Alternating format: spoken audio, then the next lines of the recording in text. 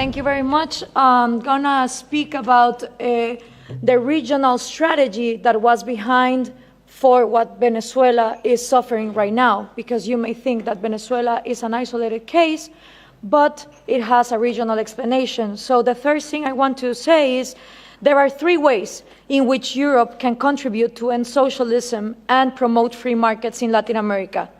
The first way, socialism is socialism, here in Mars, in Latin America, and in Asia. There is no way that you can help us by saying that socialism works in Europe, but in Latin America it doesn't, because we have a culture where just socialism always gets corrupted. No. Socialism always leads to corruption, and first comes socialism and then corruption, because socialism gives absolute power. And what happens with absolute power? Well, absolute corruption. So what we need to understand is that socialism means the control of all the production by a small group in government.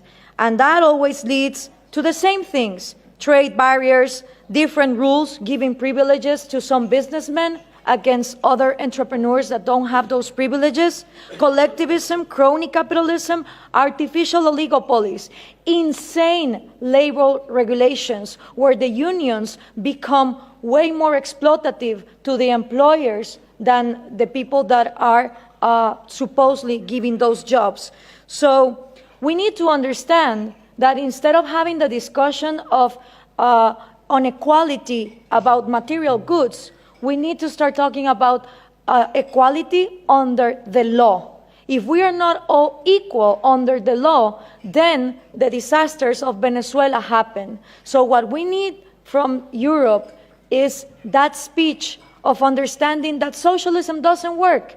It didn't work in the Soviet Union, it didn't work in China, it didn't work in North Korea, it didn't work in Cuba, doesn't work in Venezuela, it wouldn't work in Mars.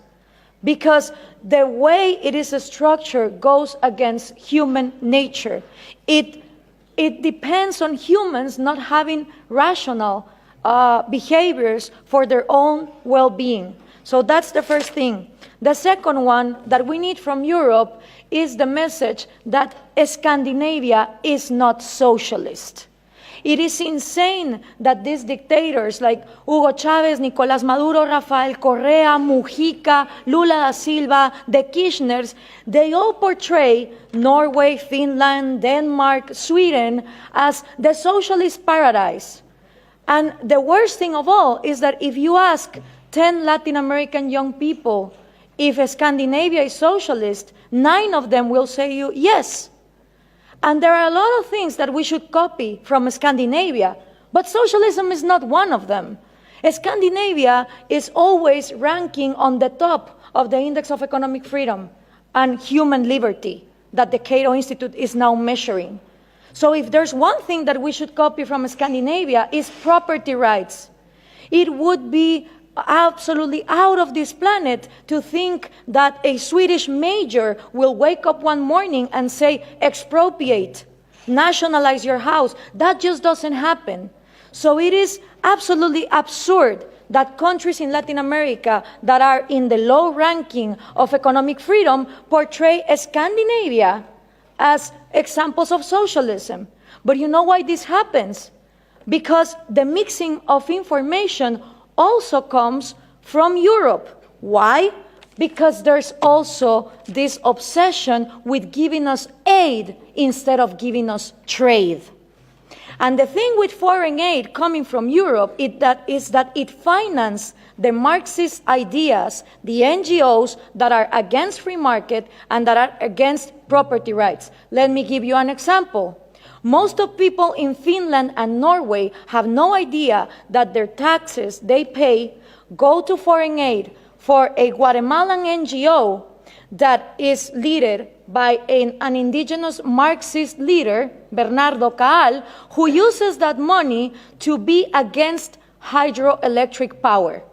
Being Norway one of the countries #1 in hydroelectric power, where no one would think to close down a hydroelectric industry, they give tax-paying money to people in Guatemala that close down hydroelectric power. So if we are obsessed with this foreign aid given to Marxist leaders that are against property rights, free market, and the Western way of life, then we're not gonna be able to prosper. And according to trade, the European Union is fixated that they should trade with Latin America in regions, in blocks. Well, that is just not possible, because the region that I come from, which is Central America, the 5 smallest countries of all our region, Guatemala, El Salvador, Nicaragua, Honduras, and Costa Rica, right now, 2 of them, Nicaragua and El Salvador, are ruled by socialism of the 21st century. So how can I negotiate as a bloc when I have 2 countries that are not willing to open to free trade? And for these 3 ways to work, you need to understand something about Latin America. I had 2 slides, 2 pictures, if we could put them on, please. The first thing is Latin America has always been ruled by dictators. Then Fidel Castro comes in, and he is successful in making a Marxist guerrilla. In the moment that Castro comes in and he makes a Marxist guerrilla, all the countries in Latin America start copying and pasting that model. You had Marxist guerrillas everywhere, Guatemala, Nicaragua, Peru, trying to do the same thing as Castro, financed by the Soviet Union and with the intelligence of Cuba. 1989 comes, the Soviet Union collapses, and the left Marxist wing of Latin America, the socialist sectors, they are in trouble, because now they don't have the money of the Soviet Union to keep on going with these violent guerrillas, but they still want to come to power. So what do? Well, Fidel Castro gathers together with Lula da Silva, and they form the first Forum of Sao Paulo. The Sao Paulo Forum is a parliament that every year gathers together to further on the socialist agenda. And they start working on 1990. In 1998, they put their first president, Hugo Chavez. And that was a relief for Cuba, because the money that the Soviet Union was lacking to give, the oil of Venezuela started giving. And now that the oil prices are coming down, they are hoping for Colombia to advance on the agenda to give FARC, the Marxist guerrilla drug dealer of Latin America, places in power. If this happens, we're going to have the first narco-socialist government, which will mean that the money of drugs, it's infinite. It doesn't depend on the market like oil, and then you have another socialism of maybe the 22nd century. So what we need to understand is this regional strategy is not only put in place in Venezuela, it has been put in place and tested in Brazil, Argentina, Chile, Uruguay, Nicaragua, El Salvador. And the places where they haven't governed, they have people who are waiting to come to power.